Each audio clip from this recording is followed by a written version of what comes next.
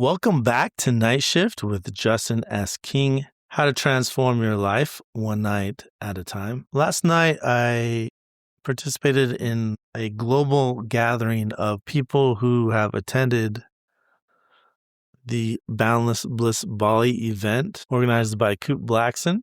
He does this about once or twice a year and allows people to ask questions as well as give specific advice for the coming year. I'm going to share with you some of my notes because I found it helpful to, of course, when you study something earlier in the morning or in the evening, if you study it again within 24 hours, then you're more likely to remember it. And also, there's just some helpful, thought-provoking ideas that were shared. The first challenge he gave the group was, what would be bold feel like? What would it feel like to be bold the rest of the year? How would you live? What would you do?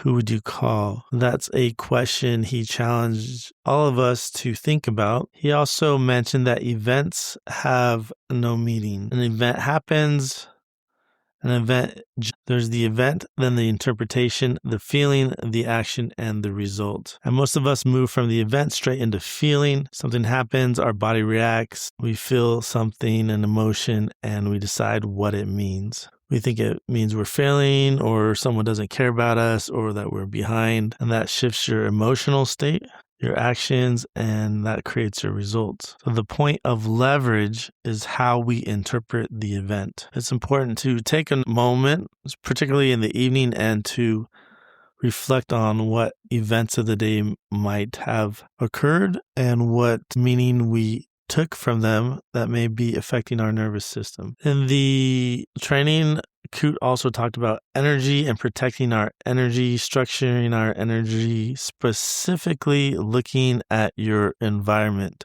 I did an episode previously about the life-changing magic of tidying up and cleaning up your room, but there's a specific different reason to clean up your environment, and that is for the energy and the emotional things that are tying you to that space. Take a look around at your environment, in our case, the bedroom, and ask yourself, what here no longer reflects who I'm becoming, who I am now? What's keeping me tethered to the past? Is it an object, a message, a piece of paper, a toy, a picture? Maybe you have a photo of someone. And we don't often realize how much our environment reinforces old identities.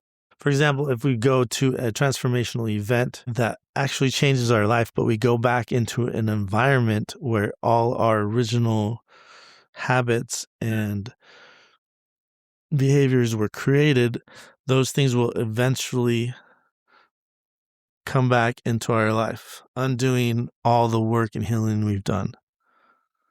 He mentioned how whenever he had a big shift or a big leap in his life, he almost always moved to a new place. Our environment will often have us rehearse the past every day, even though we've moved on. So tonight, take a look at your environment, make a list and note of things that no longer serve you, that are not part of the person that you want to be. Those are two thoughts for tonight from Kute's global gathering last night.